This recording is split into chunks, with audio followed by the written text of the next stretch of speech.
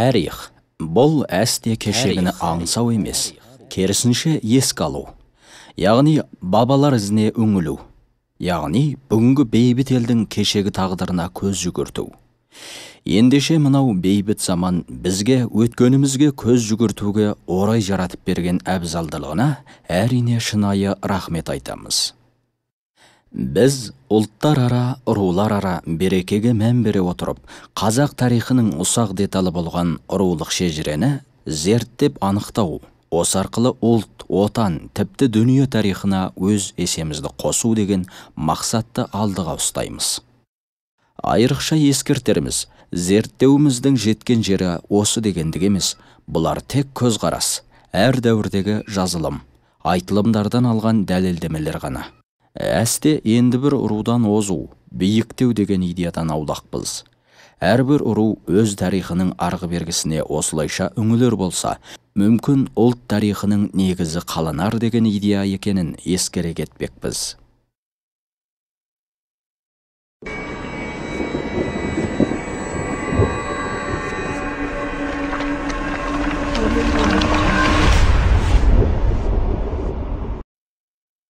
Материалдық деректер.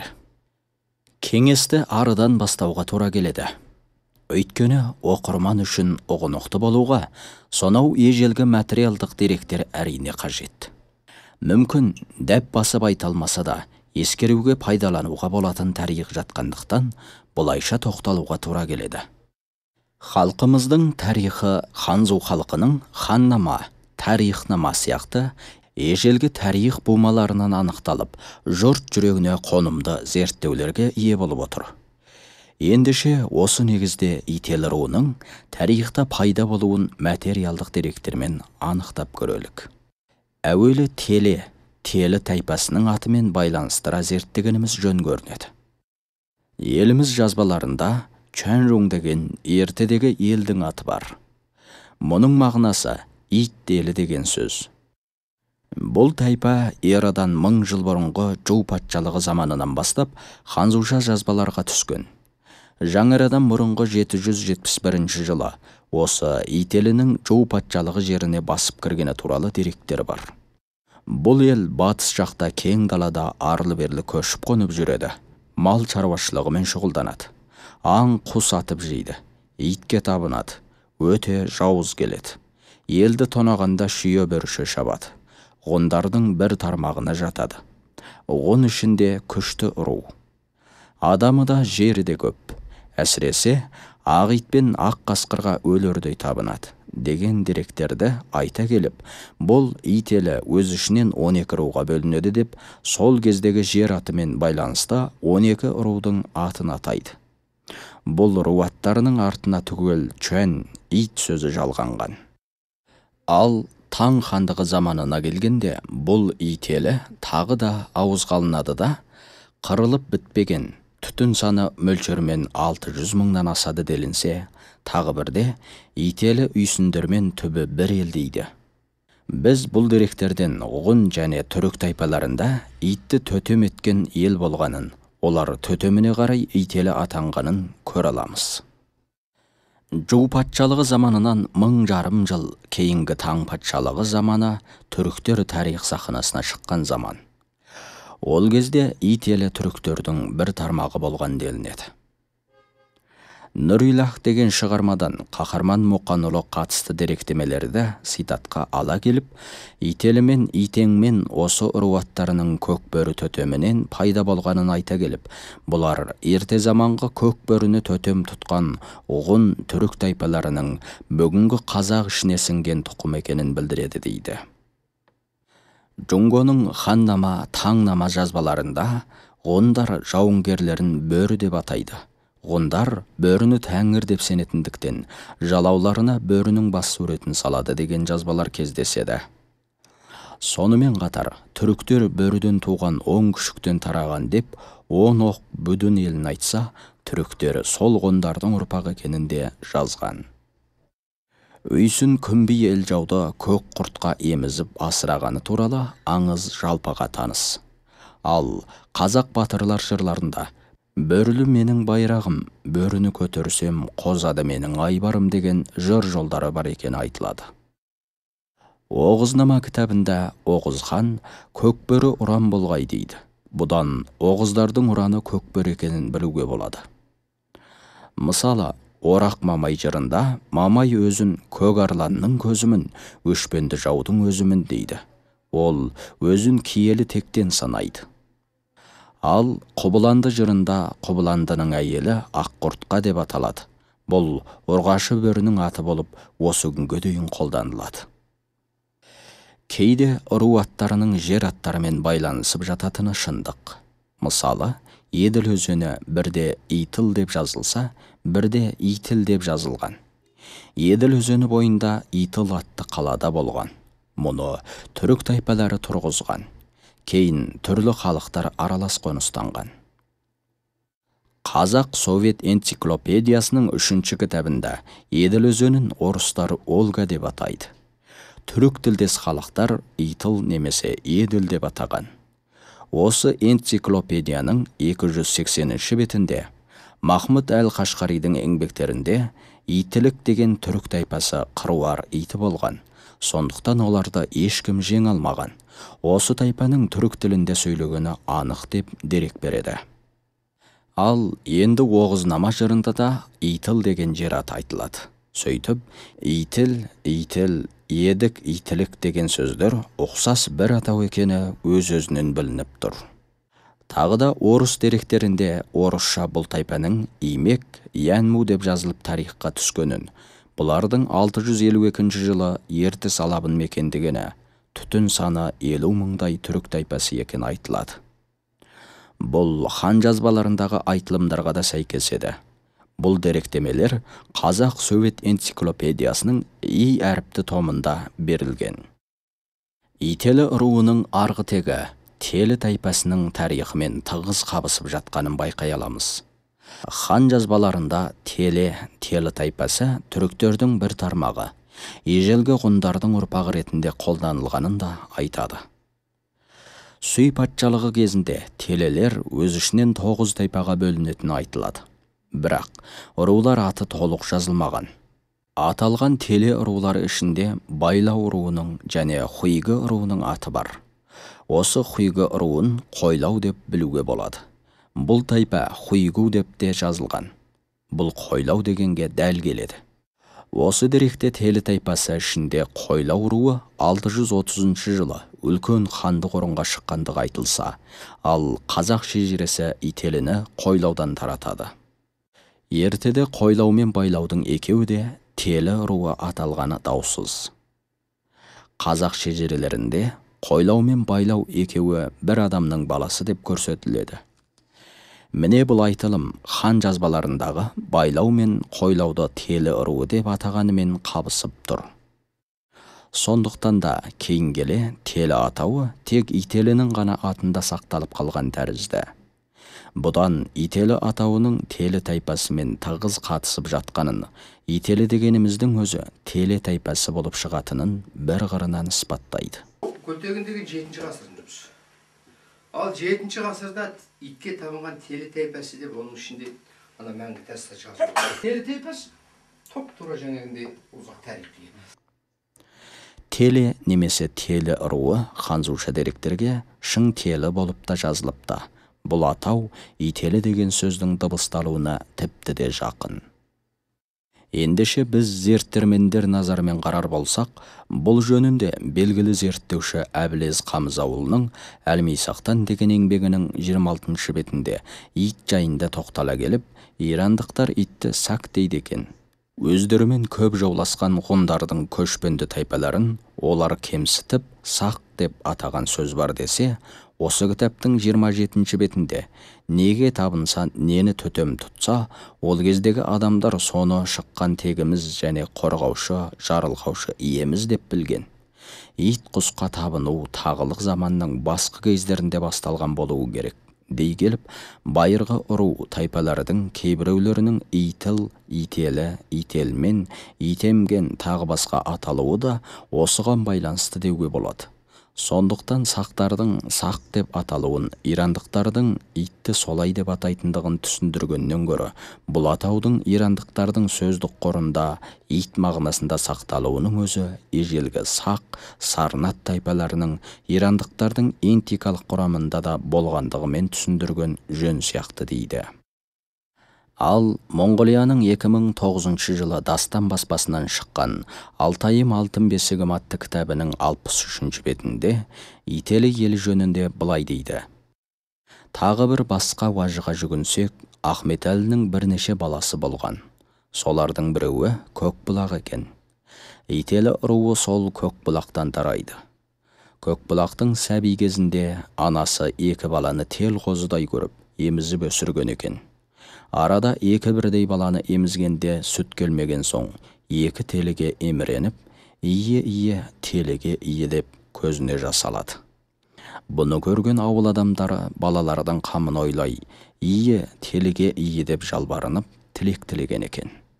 Осылай Ахметәлінің баласы Көкбұлақ өсіп ер жетеді, аса ақылды болады. Көкбұлақтың ел бастаған кез екен. Содан баяғыда шешесінің омырау сүтіне тоймайтын телілер қайда?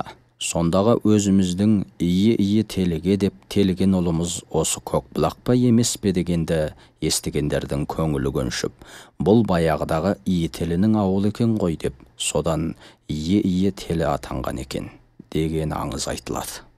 Тарихи деректерді тереңірек талдап зерттеген кей пікірге жүгінер болсақ та, Сауыр атауы мұңғылдар бұл жаққа келген 13 ғасырдан көп бұрын қалыптасқан. Сауырды 6 ғасырдың өзінде түркі тектес телі тайпасы мекен еткен. Сондағы телі тауы ителі руының атында сақталған деген екен Жайсаң өңірінің тарихи кітабында. Міне бұның бәрі тарих. Әрине, оқырман санасында болатын қазыналы тарихтарымыз. Десе де ерекше есте болар. Шежіре халқымыздың рухани құндылығы, себебі ата-текті Еуропа елінде ең текті ақсүйек, инәуатты адамдардың ұрпағына жалғастыратын болса, ал біздің халқымызда бұл ұлттық дағдыға айналған. Сондықтан да тегін білмеу тексіздік деп қорыта біліп, шежірені барынша мұқият қанық сақтай білгендіктен, қазіргі қазақ шежірелері құймағұлақ қарияларымыздың алтын кеудесінен бүгінгі жеткен құндылықтарға ие жауһар деп түсініп, аялап әспеттеуге хақылымыз.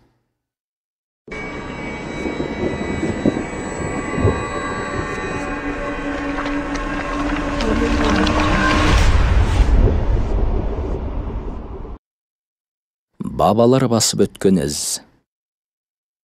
Тарих. Бұл ру тарихы деуден гөрі ұлт тарихы, тұтас адамзат тарихының бір бөлігі.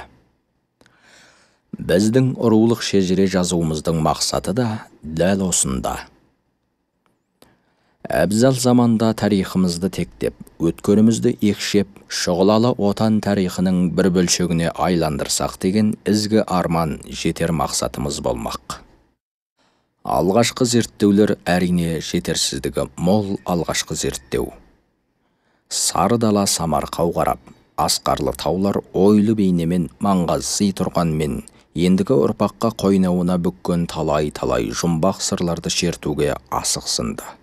Қатпарлы таулардың қойнауындағы сар жұрттардан, бетегелі өрістермен беймазы жатқан көлдерден, сыңғырлай аққан тас бұлақтар мен сыңсый әндетіп желмен тербелген ормандары, бәрі жамырай кешегі ата-баба ізінен, күлкісіне, күйінші мен сүйінішінен, тіпті мұң зарынан сыр шертеді. Халқымызда жазба дерек қалмады дейтін көп сөз естиміз. Жоқ, қалған. Амал не, олардың бәрі жаугершілік үркін қорқын заманының құрбанына айналған шыңғырған шындыққа не айтар едіңіз? Басқа емес 1780 жылдан 1850 жылдары ғұмыр кешкен Нұрмұхамед абыздан ұлы Сәбит Тамоллаға, Сәбиттен ұлы Зұлқа батырға, Зұлқадан ұлы Солтан Шәріпке ұрпақ жалғап жеткізген шежіре. 1770 жылдан 1880 жылдары ғұмыр кешкен Киікбай Жансерұлынан ұрпағы Балықбайға, Балықбайдан Тамшыбайға, Тамшыбайдан Қақышқа, Қақыштан ұлы Әшімге, Әшімнен бүгінгі ұрпаққа жеткен шежірені көр. 1932 жылдары Ресей өңірінен мұнда келіп, шежіре әзірлеген Тыныбек ата рухы қызметтен қалған шежіреші. Бұдан басқа сандықтың түбі теңнің бұрышында сақталған 58 жерден шыққан шежірелер басқалардың қазақ халқы жазба дерек сақтамайды деген ұғымын мүлдемге теріс деп үлгереді. Осындай құнды материалдар бүгінгі ителі шежіре кітабымыздың анық тура шығуына негіз болып қалмастан, кімнің кім, олар не істеген дегеніне дейін ұрпаққа таныта біледі. Осы шежіре деректерді дізбелер болсақ, емшілігімен танымал Тұяқ бабамыздың 17 ғасырдың соңынан бері шежірелік дерегін қойып, Алтайдың алағағында жатқан қабырстанның өзі бізге мол дерек. Жаугершілік заманда елінің қорғаны болған батырлар саны мол болды. Солардың бірегейі Тұрым батыр.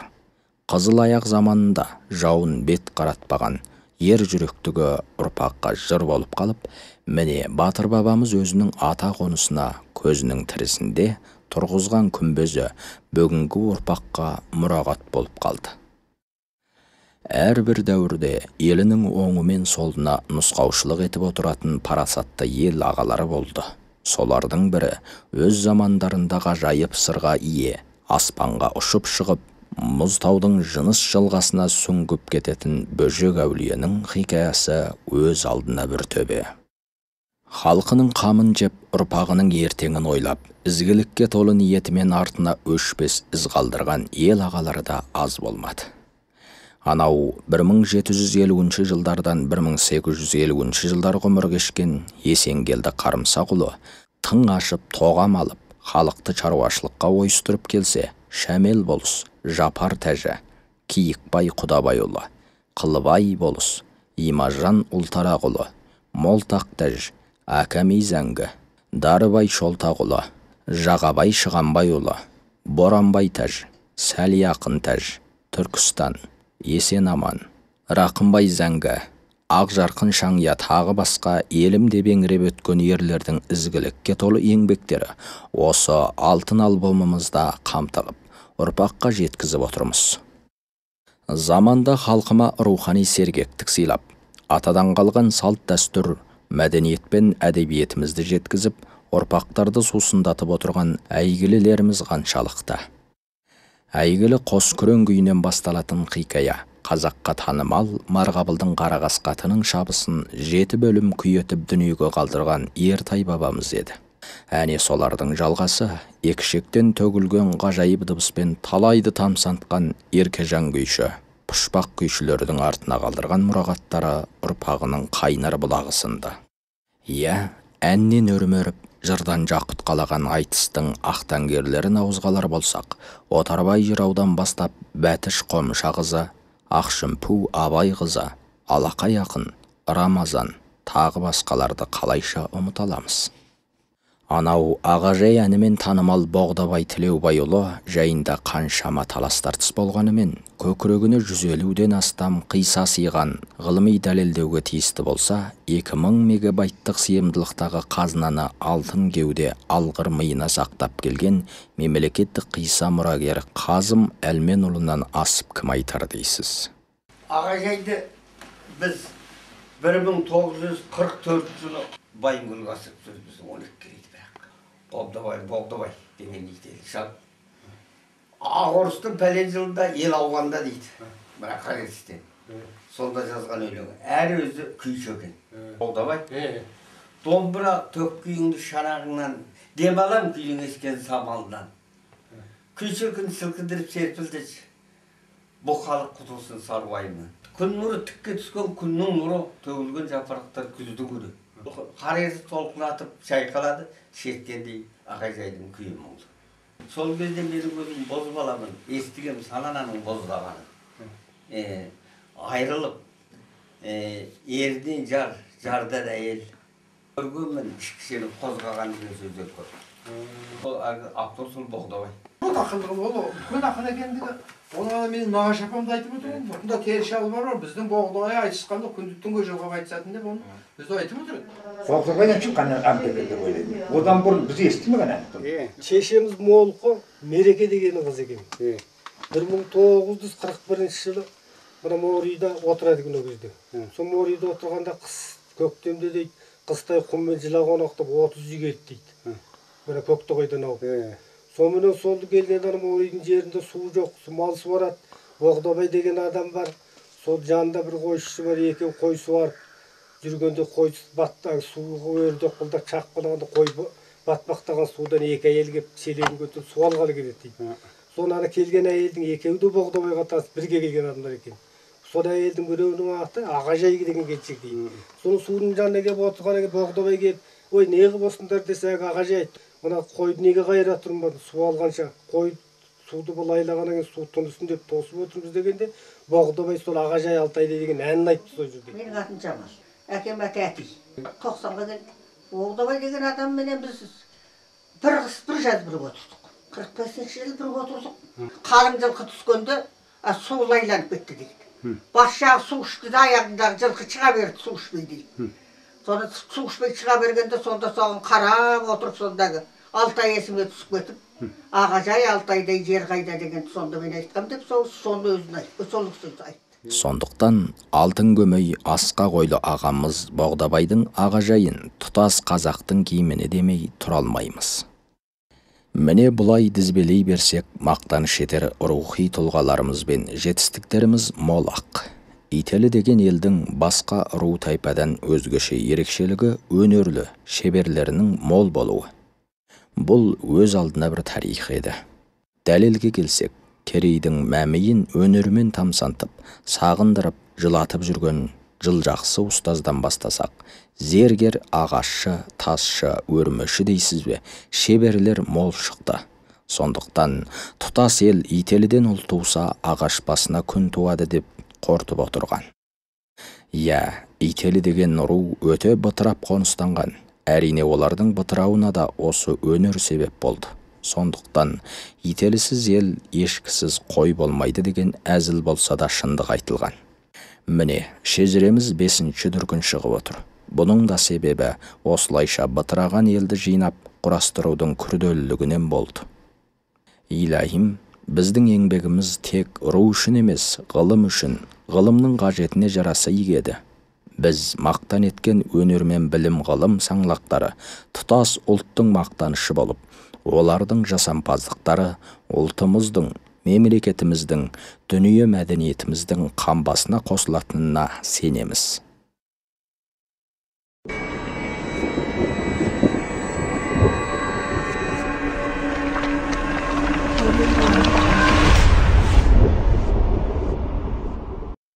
Көш жолы. 1770 жылдан бастап қазақтардың ата мекені Алтайға көшіп келуін тарихта ата мекенге 3-ші реткі оралуы деп жүрміз. Бұлай делінуге біріншіден 7-ші ғасыр кезіндегі Орхон Енисей бойынан Ертіске дейін отырған Керей, Найман, Қоңырат, Қыпшақ тайпаларының тайпалық қақтығыстан тозғындауы. Екіншіден 9-10 ғасырларда ата мекен деп алдымен өр Алтайға уақ келді, соңынан Керей, Найман шуап келді дейтін деректегі елдің қайта оралуы. Үшіншіден 13-ші ғасырдағы Шыңғысхан кезінде Керей, Наймандар қазіргі Қазақстанның Жетісу, Жезқазған өңіріне дейін ауып барып қоныстануы. Төртіншіден жоңғарлардың зобалаңын, яғни 1760 жылдарда Мәншең үкіметі жоңғар бөлігін тыныштандырғаннан кейін қазақтар 3-ші рет ежелгі қара жұрты өр Алтайға дейін қоныстануы айтылғанымен, осы дәуірдің қай-қай кезеңінде бұл ортада қазақтардың тұқымы үзілмеген еді. Осы бірнеше ғасыр ішіндегі құлан жортпас құба далада босып, қырғындалып жүрген қазақтың ізінде төбе-төбе қабырдан басқа тарихта қалғаны жоқ. Біз бұл жөнінде емес, тек жоғарыда айтылған елдің 3-ші реткі ата қонысына ауудан бер қарайғы тарихи сораптарға тоқталамыз. 1723 жылы қазақтың сыр бойында тұрғаны анық дегендей, мұндағы қоныстан жоңғарлардың зобалаңынан басым санды ел жер аударуға мәжбүр болды. Ел Ақтабан шұбырында Алқа көлі сұлама болып ауыр қырғынға ұшырады. Абылай хан 300-дің басын қосып жоңғарлармен шайқаса жүріп, оларды ығыстырып, бұрынғы жұртын қайтарып алып отырды. Осы кезде Жәнібектің бастауында керейлер ата жұрты Іле, Алтай, Тарбағатайға бет алды. Жер қайысқан қалың ел сыр бойынан Сарысу алқабына дейін қоныс алып отырған мезгілде Ителі руының Ақкөлдің бойында отырған кезі 1681 жылы деп те айтады. Атамыз Ахмет әлі асқан батыр болса керек. Ел осы Сарысу бойында отырғанда, одан Ақбақты Ахмет әлі немесе Күйік, Ақмерген немесе Тыныбек, үш ұлы да жау жүрек болып өсіп, елін жаудан қорғап, үнемі сыртта болады екен. Аңыздарда Ахмет әлінің Күйік атануы жоңғардан мол олжа әкеліп жатқан бір күні, қуғыншы түнде орданы өртеп кетеді. Сонда да лаулаған өрт ішінде қалып бара жатқан орданың маңдайшасын өрттен алып шыққан екен. Әне сол маңдайшаны орданың құтты босағасы деп жаңа тіккен ордаға орнатады. Содан бастап Күйген орда деп жүріп, Ахмет әлінің аты Күйік атаныпты.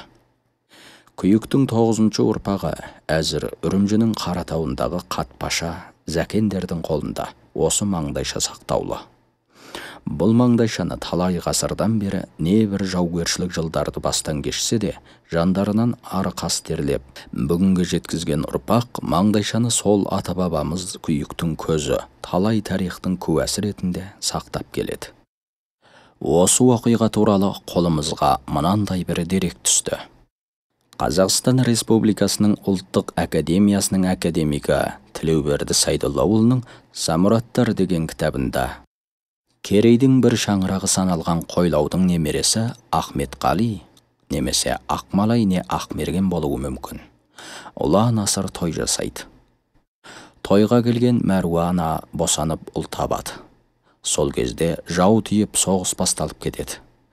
Той иесі Ахмет әлі босанған Мәруананы жаудан бас сауғалатып өз ауылы Ақтассыр деген жерге әкетеді.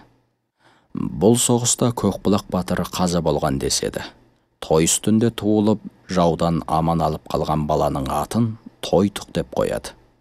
Яғни Самұраттың кенже ұлы, шаңырақ иесі осы Тойтық. Осы соғыста Қойлау ауылын жау басып қырғынға ұшырағанда, тойға жиналған ас пен жиылған қымыз, айран, сүттің бәрін жауға қолдетпеу үшін көлге төгеді.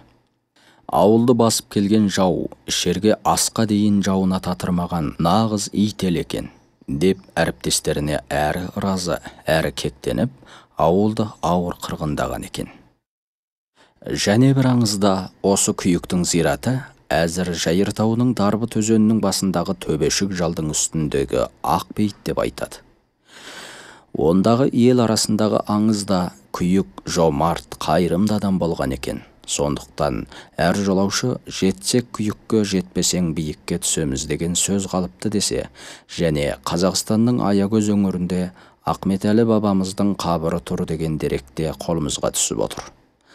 Ал Көкбұлақтың немересі Ақмерген қайда бет алса да жұмысын тындырмай қайтпайды екен. Сондықтан жеңгелері оны Тыныкем дей жүріп, ақыры Тыныбек атанып кетіпті. Ел жоңғарлармен соғысып бетін қайтара отырып, алдыға жылжып отырыпты. Ителі елі Ордың Қарағашы, қазіргі Қазақстанның Ақтөбе облысындағы өзен алқабы өңірінде отырғанда, Күйіктің Тоқтағұл, Дәулет, Бес шал немесе Едіге, Елтоқ, Қалматай, бес ұлы бес күйік атанып, осы бес күйіктің бірі Тоқтағұлда 9 ұл болып, тым ырықты, көздегенін алатын, іздегенін табатын, әрі тентек, әрі жау жүрек болғандықтан тарихта былай дейді. Тоқтағұлдың 9-ы дауды қайдан қоздырды, беттегенін алам деп қалмақтарды тоздырды. Тоқтағұлдың 9-ы төбелесіп келді, жабысына жебе салып, алам ойнақ қолға алып, жауға таман төнеді. Едігенің 2 ұлы ерегесіп келді. Қаранайза Ақсемсер қатқан сауытқан кешер, Қайран Есіл Тыныбек жау қолында өледі. Осы өлең жолдарынан ақ күйіктің рухы Тоқтағұлдың 9 ұлының ел қорғаған егейлер екенін аңғаруға болар еді. Әсіресе осы өлеңді Едігенің 2 ұлы деп 5 күйіктің бірінің балаларының батырлығын айтса, Қайран Есіл Тыныбек деп 3 ителінің бірі Көкбұлақ ұлы Тыныбектің жаугершілікте қанкешті соғыста өлгенін айғақтайды. Ал аңызда Тоқтағұлдың 9 ұлының бірі Баймамбеттің қабірі осы ордың қарағашында екенін айтады. Баймамбет деп отырғанымызда Құрмантай десек те түсінікті. Өйткені Баймамбет ылғи батырлармен бірге майданда жүреді екен де, ауылға ылғи бәйбішесі Құрмантай ие болады екен.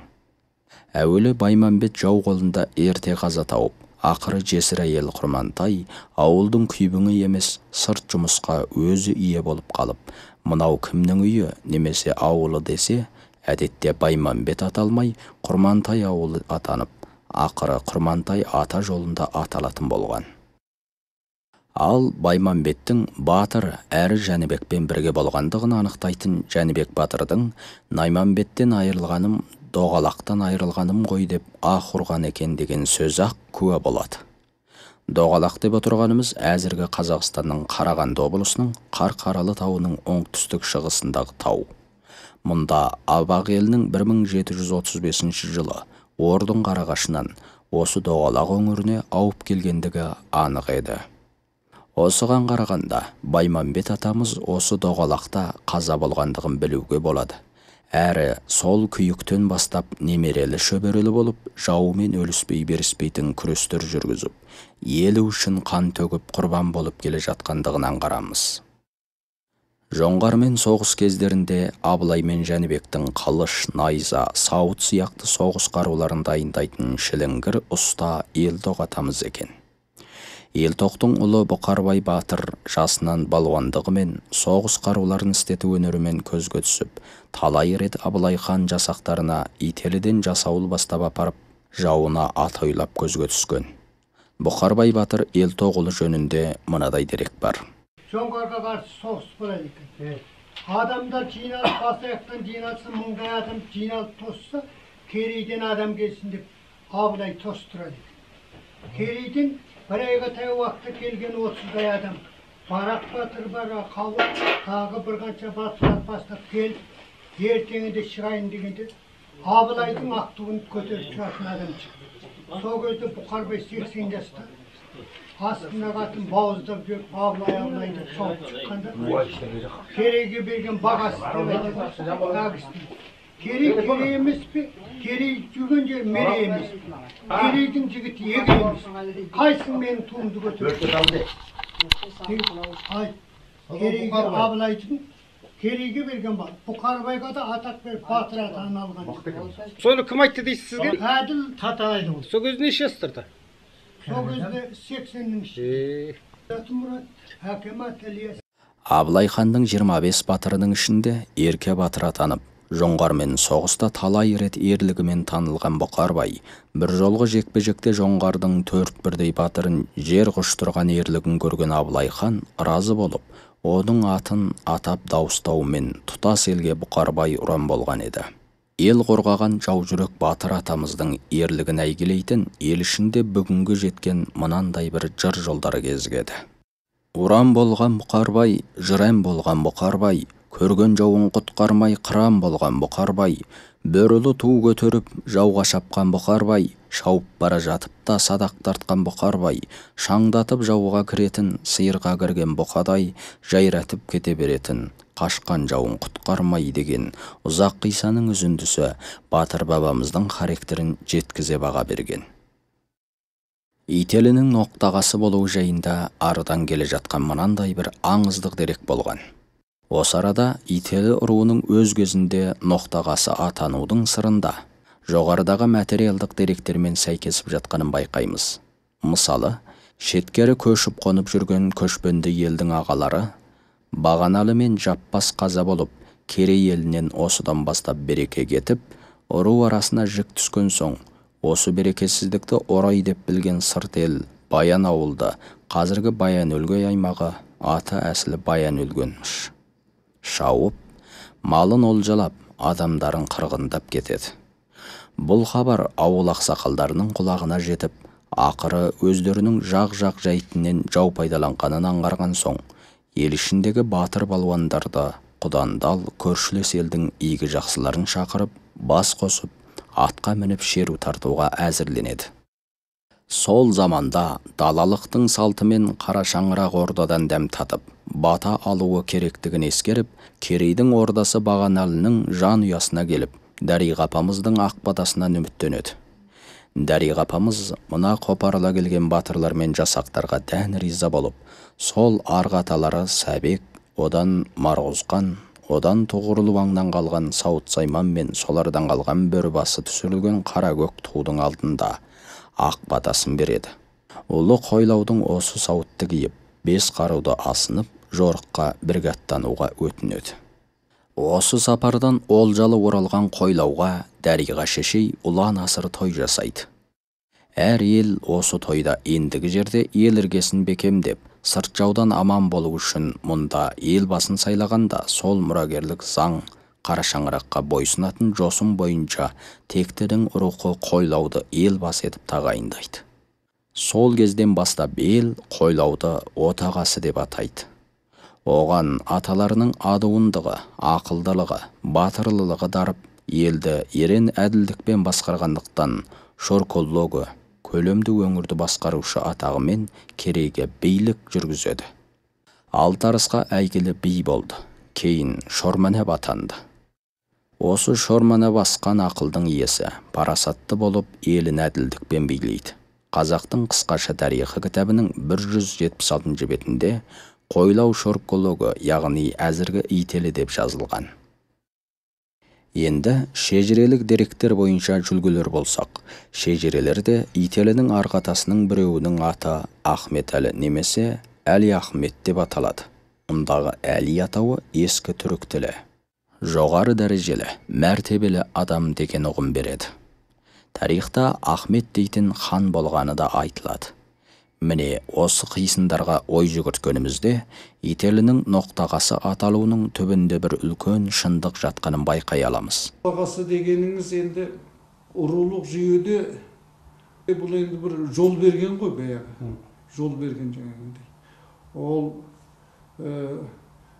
біреу төрге отыру керек қой енді жаңағындай. Сонда тектен тек жол бермейді ғой біреуге. Жоқ, ол көбінде бұл бүкіл ұрудың емес, соның ішіндегі бір атақты бір беделді адамның төрден орын берген сияқты ғой баяғы. Арғы тек әкімдей ноқтағасы да.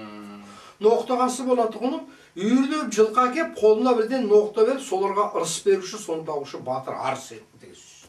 Сол елдің бұлайша айтқанда құтқарушысы, сол елді бағушы деген сөз ғой. Өзінің малын бақпай, өзін баққан адамды ноқтағасы еді. Кездегі атауы деген осы. Ителінің арғы тарихында осындай ұлы батыр болған тарих. Оның ноқтағасы болатын жері де осындай. Ноқтағасы деген сөз тізгін иесі деген сөз. Мұның түбі жай тізгін емес, хандық тізгін деп батыл айта аламыз. Осындай тарихи себептерге жүгінген халық ежелден қазірге дейін Ителіні ноқтағасы деген түсінік қалыптастырып, Ителі атаңа қашанда сөзге кезек төрден орын беріп отыратын болған. Осы бір ата заңын қуған талай оқиғалар болды. Бұл жөнінде Бұқарбай Абылайдың сенімді батырының бірі екен. Себебі әрқандай бас қосу мәжілістерде Жәнібек батыр ата баласы не айтар екен деп Бұқарбайға қарайды екен. Бұлай істеу Абылай мен Жәнібектің атадан келе жатқан жосынға құрмет етіп, орданың әрқандай ісін аға баласы сөйлеп жөнге салатын. Яғни үлкен тұрғанда кіші сөйлемейтін жолға жығылып, қашанда қойлаудың ұлы Ителіге ақыл салатыны тұтас Керейге жол болып, Ителіні ноқтағасы деп Ителісіз жиын той өткізбейтін болған. Осы жолды аға сұлтан Құнанбай да ескеріп, Арғын Найман Керейдің бас қосқан жиынында Керейдің ноқтағасынан ешкім бар ма деп анықтап отырады екен. Ал бұған жалғасқан Ажыгүң кезінде де ежелден келе жатқан алтын ұрық аталатын төре табы қарадан қыз алмай, өз-өзінен үйленетін жосынын бұзып, Керейді басқарудың әдісі Керейдің ноқтағасы Қаракөктің тұқымынан Гүң ордасына ақылшы алуды жөн көріп, Бескүйіктің кенжесі Ордабасары деп Жарылқап қарттың қызы Айпараны ұлы Қасым ханға қаратып, керей ноқтағаларыңның сөзіне тоқтарсың деп, Айпараны көлденең тартып қалмастан, бірнеше орда іс басқарушыларын да Ителі руынан алған шындықты мойындаймыз. Бұл тарихты өз кезінде Есіркеп, Зарқұм, Мешелгария, Атантай, Әбдірахман, Қазыбек, Елеуке сияқты кіриялардан естіп жазып алған едім дейді Зиятай Можайұлы. Бұл жөнінде қолымызға мынандай бір дерек көзі келіп түсті. Жәнібек заманында аржағымыз Алаш, одан Абақкерей, осыдан тараған ұрпақтарымыз деп әуелде сөйтіп, керей санын 12-ге жеткізіп, осы 12 рудың ноқтағасы Ителі руы деп бекітті дейді Жайсаң өңірінің тарихы кітабынан. Тұжырымдап айтқанда, Қазақстан ұлттық академиясының академигі Тілеуберді Сайдоллаұлының Ителі ежелгі Телі тайпасының жалғасымы деген сөздің негізі бар болса, мынау халықтық дәстүрдегі дүниеге келген нәрестеге ит жейде кигізу, баланың ит жейдесін иттің мойнына ілу, ежелде баланың ит жейдесін сақтап жүріп, дүниеден өткенде бірге көмуі, айналып келіп, итті 7 қазынаның біріне балап асырап, сақтауының бәрінде Ителіге қатысты. Қортып айтқанда, біз рулар жөніндегі бұрынғы жасанды, ойдырма аңыздардан құтылып, тегімізге нақтылы ғылыми дәлелдер арқылы шұқшию керектігін ескереміз. Бұқарбай атамыз кәртейген шағында, өз елін төренің билеуіне бермеймін деп бөліп алып, Маңырақтан Майлы, Жайсаң, Сауырға дейін әкеліп орналастырады.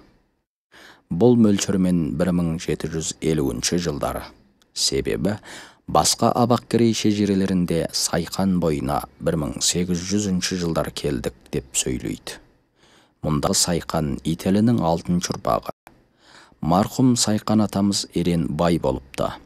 Бұқарбай батыр елді көшіріп келгенде қоныстанған жер екен.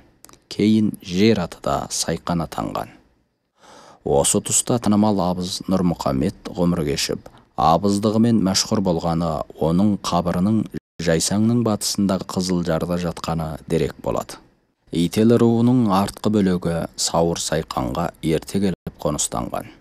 Осы кезде Петр II Сайқан өңіріндегі Ителі руын 3 үлкен болысқа бөліп, Күйікті Садақ, Ақбақтыны Қылбай, Тыныбекті Есенгелді болыстар өз ішінен 9 көмитетке бөліп басқаруына берген. Ж. Арғынбаев, М. Мұқанов, В. Востровтар бірлесіп жазған Қазақ шежіресі деген кітапта Байлау, Қойлау рулары ертіске қарай өтпей, Маңырақ, Қаратал, Сайқан, Зайсаң, Қызылсу өзендеріне ірге тепкен айтылады. Бұл авторлар бұл деректі өздерінен бұрынғы орыс ғалымдары Г. Потаниннің, К. Стрөфтің 19 ғасырдың 60 жылдарындағы жазбаларынан алғанын дәлелдейді.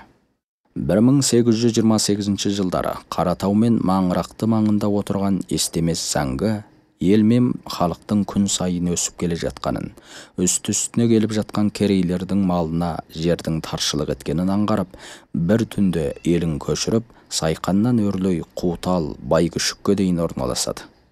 Әзіргі Жеменейдегі Байгүшік, Жарылқап тауы, Есенгелді тоғамы, Есенгелді құдығы деген жер аттары сол кезде келген Ителінің 8 ұрпақтарының атымен аталып қалған.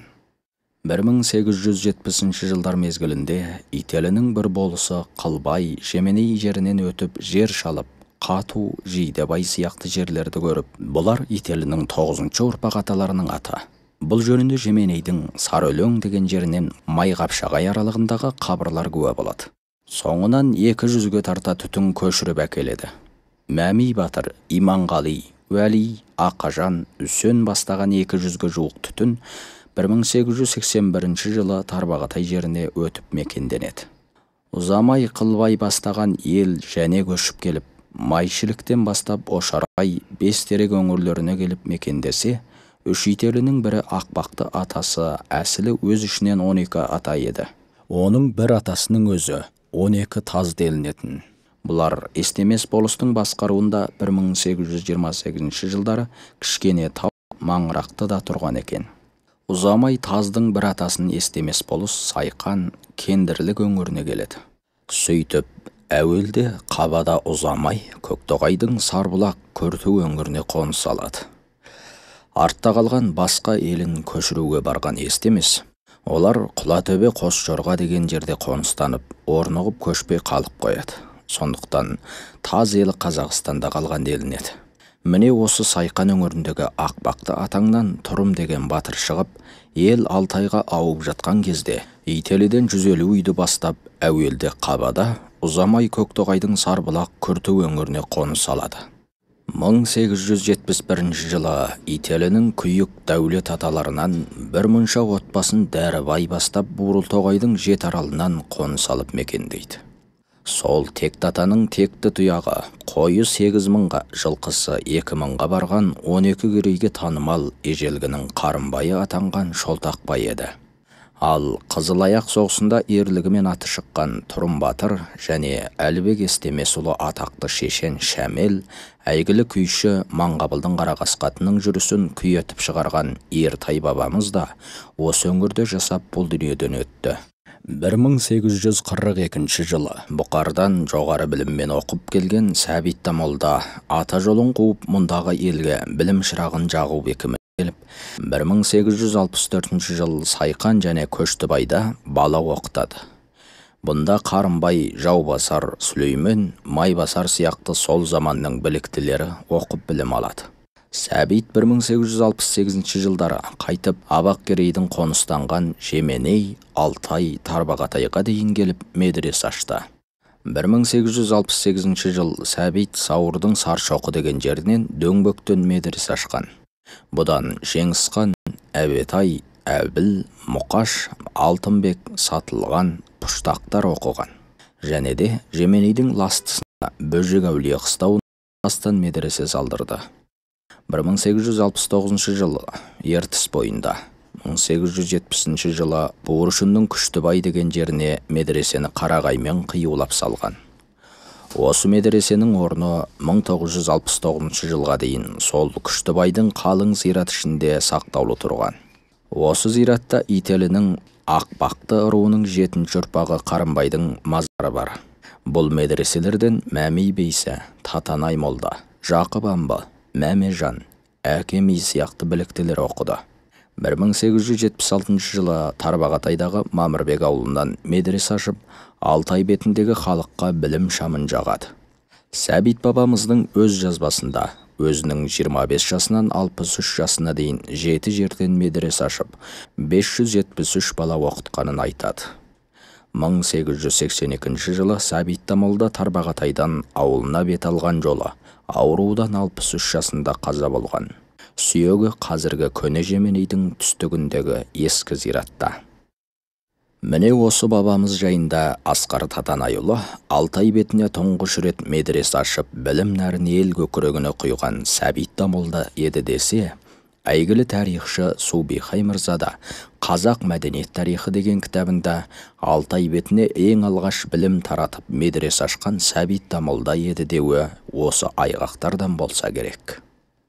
1884 жылы Жайсаң өңіріндегі Сағит болыспен Сәбит ұлы Зуқа бастаған 100-ден астам түтін Жеменейге көшіп келеді. Мұндағы ел Сәбит молданың баласы келіпті деп Зуқаны қызу қарсы алады. Зуқа әке мұратына мұрагерлік етіп бала оқытады. Бұл кезде Ыластыда Абақты, Мырзатай, Таз аталары отырған. Керқарағайлы, Көштібай, Бәйгетөбеге дейін күйік бір зәңгі ел. Көлқайнар, Қаражиде, Мұзтауға дейін Дәулет, Қалматай, Бесшал аталары бытырай қоныстанған екен. Мұнда үсті-үстіне келіп жатқан ел сыйыспай, өзара араздығы ушыққандықтан, елдің тыныштығын көздеген Жаубасар, Отарбай, Зуқалар Жеменейден 3-ке бөлініп көшіп, 180 түтін Тарбағатайға бет алса, 200 түтін Шонжы Баркөлге бет алады. 150-дей түтін Зуқамен ілесіп, Көктоғай Бітеу өңіріне келеді. Осындай аласапыранда Сайқан және Маңырақтан беттеген Ителінің Тыныбек Сағындық пен Өлкө қажының бастауында 1863 жылдары Бурылтоғайға мекендесе, 1871 жылы Дүкенбай және Дәрібай бастаған Ителі руы Бурылтоғай өңіріне арт-артынан қоныс алады. Ал Ителі елінің Ақбақты атасының Кенжебай рухының бір бөлімі және Бесшал Топай аталарының басым сындысы Монғолия жеріне ауады. Бұл жөнінде 1867 жылы Елуінің қара қобысында дүниеге 1933 жылы сырт Монғолия жеріне Ұланқұстың қара тауында айында қайтыс болған Ауғанбайұлы Мұғанның мәліметі бойынша Ақтайұлы жылқышы және Көбеш ауылы Алтайды тастап Монғол жеріне өрлей көшкенде, олармен құда тамыр Жамантай ауылы бірге ауады. Осындай ел ауып жатқан кезде Жамантайдың әйелі толғатып қалып, көген құрғанша баласы түсіп те болады. Сол жерде 3 күн шілдехана болып жылқышы батыр жас нәрестеге ауған елдің тағдырының куәсі болсын деп атын Ауғанбай қойған екен. Ауған ел осыдан жылжып әзіргі Шәңгел сұмның шоқысы деген жерге келіп бір жыл аялдайды. Деуіне қарағанда, Ителі руы сырт Монғолияға осы кездерден бастап ауғаны анықталады. Былай қарағанда, Ителі руының әрбір жерлерге қоныстану тарихы әр түрлі ұқсайды. Мысалы, Құтыби өңіріне қазақтардың қоныстануын баяндаған Құтыби шежіресінде Чин патшалық үстемдік етіп тұрған 1764 жылы Құтыби ауданында тың игеру жұмыстары жүргізіліп, осы жылы 9 айдың 29 күні Жамбылын соғып, Жамбыл ішінде қазақ сауда сарайын салады. Осыны басқарушы Шөкен деген қазақ дейді. Міне, осы Шөкен Ителі руы Елтоқ атасынан болса, ал бұдан кейінде 1913 жылы Қали Зәңгі бастаған, Тыныбек Тырқан бастаған топ-топ ауылдар құға келіп орналасқандығы анық. 1700 жылдардың аяғына ала, аты мәшһүр емші Тұяқ Бурабайұлының өзінің емдік айрықша өнерінің арқасында Алтайдың Алаға өңіріндегі Десті тауына, Таралаң маңына елін қоныстандырған екен. Әне содан бері неше ғасыр мекенденген Тұяқ бабамыздың рухының тарихи қабырстандығы осында тұр. Ал Имажан Залың да өз елін осы Алаға өңіріне әкеліп қоныстандырып, Жайсаң өңірінен сауда-саттық әкеліп, халыққа қамқор болған жандардың бірі еді. Әне сол Имажанның ел үшін еңіреп жүріп, басына күн туғанда паналаған құстасын әзіргі халқы ескерткіш ретінде қадір қасиетіне жетіп келеді. Көктоғайға келген Ителіден Отарбай ақын бастаған 80 түтін 1913 жылы Шонжыны бет алып көшсе де, бұл көштің осы өңірге орын теуіп қалғандығына 1877 жылдан 1935 жылдары жасаған жырау Отарбайдың қонысы болған Отарбай Сарқұмы. 1877 жылдан 1946 жылдар жасаған Тондыбай Сәрсенбіұлы атында қалған Тондыбай сайы Белгі өзені мен Тәнпен өзені арасында қоныс алған. 1910 жылдан 1974 жылдар жасаған Көпестің атымен қалған Көпес сайы біздің сөзімізге куә болады. Ал Санжының Морой Шөрін өңірін мекендеген ителілері 1895 жылы бұл өңірге ат басын тіреген дерегін Жұмашәріп Шахдатұлы деректемесі дәлелдейді. Бұл тұста Алтай Тарбағатай өңірлеріне көше қоныстанып мал өсірген Қойлықбай мен Боғда өңірінен жер шалуға шолғыншы аттандырып, Моройдың Шағанбұты жайлауына көшіп келіп кереге жаяды. Бұның айғағы Қойлықтың кәрі қорасы, Қойлықтың Теріскей құдығы, Қойлықтың Қызыл құдығы деген жерлер сол бір тарихтың куәсіндей күні бүгін аталып келеді. 1910 жылы Киікбай Зәңгі бастаған Ителі руынан 200-ден аса жан саны бар Бардам ауылды Боғда өңіріне көшіп келіп, Құлын сала, Тар жайлақ, Шұңқыр жайлау, Таңсық қатарлы жон дараланды жайылым етіп алған. Осы жерлерде күні бүгінге дейін Киікбай Зәңгі елінің белді азаматтарының атына байланысты аталып келеді. Бұл Шағанбұты өңіріне қоныстанған Ителі атаңнан тараған ұрпақтары бүгінгі шөріндіктер болмақ. Сондықтан да мұндағы Алқапсай, Шағанбұты сынды осынау орманды алқапқа алғаш ірге тигізгендер Қойлықбай ауылы да түстігін тұтас Шинжаңды қақ ортадан бөліп жатқан Алып Тәңір тауының жон дараларына дейін теріскейін кең қол Итөлген жайлауларына дейін кеңейте өзіне қарата қоныстанғандар Киікбай Зәңгі ауылы болды. 1920 жылға келгенде Киікбай ауылы сырт Моңғол асып кетіп, Шаған бұты иен қалыпты дегенді естіген Алтай ителілері боғы да аса бастайды. Бұл ретке елдің алды болып Көктоғай ауданынан Салықшы, Нағашыбай ауылдары, Нәресте, Кәріп, Кәмел, Нұқтарбай, Мұқтархан, Тоқанай, Айдархан, Нұғман, Шүдік, Бүрдібай, Бұтабай ауылдары. Байырқа ауылынан Тоқтарбай, Тоқыбай, Құрметтер. 1927 жылы Жеменейден Мағазбек ауылы, Көктоғайдың Сартерегіндегі Тұрым Батырдың рұқынан Қалпақбай, Кәкәрман ауылдары. Ертіс бойындағы дүре аумағын мекендеген Дәндібай балалары Нұрбек, Дүйсенбі рұқынан Асқарбел, Белқами молда, Қисабай, Маңғаз, Әбжет, Қабдекелер көшіп келген. Тыштыма рұқынан Зәкәрия, Шабақан, Мәкәнән, Кәкен және Мысағұл, Тойқы, Ақмолла қатарлар мен Қатуан, Сансызбай молда ауылдар көшіп келген. Бұрыннан Зуқа Батыр ауылында болып келген Наурызбай, Ысқақ, Борылбай қатарлар мен Ырғайбай, Әзілхан, Мұса балалардың ауылдары да осы елге қосылған. Сабақбай ауылынан Кітән, Зәкеш, Қыстаулар да кеп қосылған. Ал Үрімжінің Қаратауынан Есен-Аман елінен басқа Мұхамеджан молла ауылы, Жемсардан Сібе ауылдары, Баркөлден Бексұлтан молла, Шәшік, Қалиттар, Мұрсали, Жампейіс, Нұрпейіс ауылдары арт-артынан көшіп келіп орналасты. Міне осы Мори Шонжу өңіріне қоныстанған елдің қонысын кезінде Алақай ақын былай жырлаған екен. Шаған бұты алқапсай, үйретіп бала мінген тай, 80 үйлі ителі ең алдымыз Құйлықбай. Нағашыбай ұлы Қажықан, шаңямыз көңілі жай. Араб парс оқыған бас молдамыз Мұқтарбай. 20 мен 30 арасы 60 жігіт бәрі сай деп жырлаған екен. 1924 жылы тай кешкен бастаған елудей түтін де Монғолияға бет алады.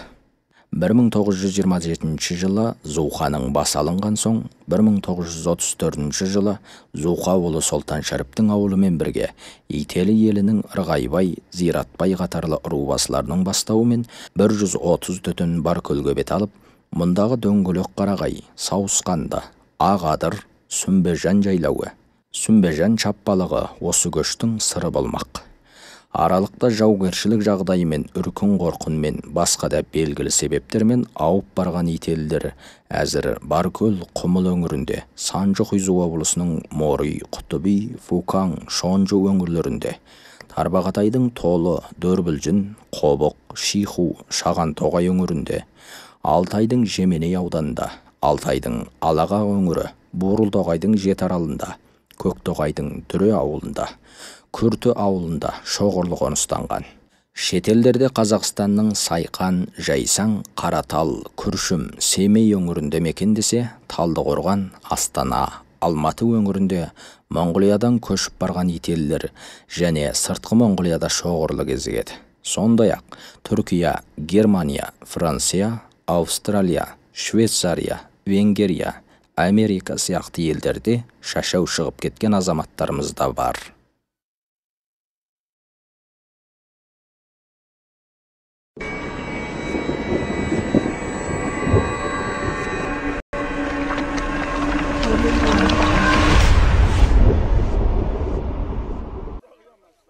Жалғасым.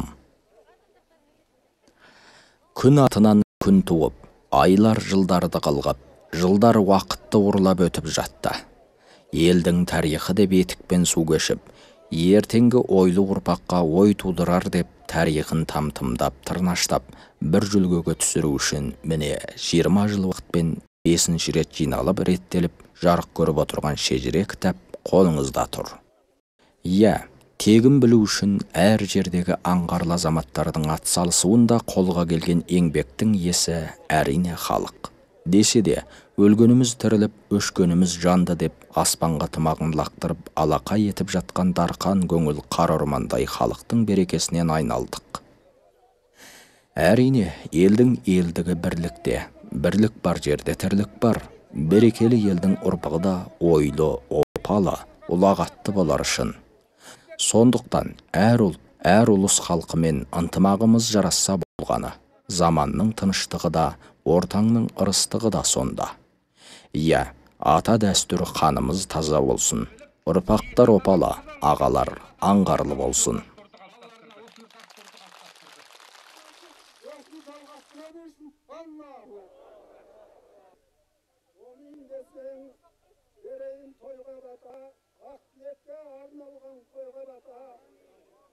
Жиылып келген жас пен кәріңе бата, әмин деп қол жиған бәріңе бата.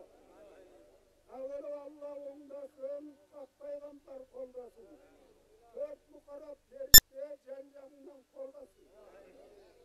Бақ берсін Алла, бас берсін, қайырлы берекелі ас берсін. Астарыңызға алалдық берсін, бастарыңызға амандық берсін. Өрістеріңіз малға толсын, дастархандарыңыз дәмге толсын.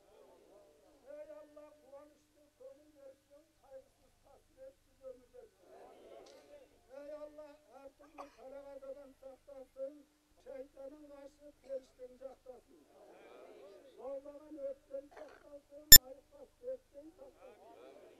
Сұқтының көзінен сақтасын, өтөкшінің сөзінен сақтасын. Мұңғырат пәледен сақтасын, күзгірат қатерден сақтасын. Шайтанның аздыруынан сақтасын, патшаның жаздыруынан сақтасын. Сүлгөндердің кәрінен сақтасын, қалағазадың бәрінен сақтасын. Осы тілегімізді Алла Тағала қабыл айтып, барлықтарыңыздың дендеріңіз сау, бастарыңыз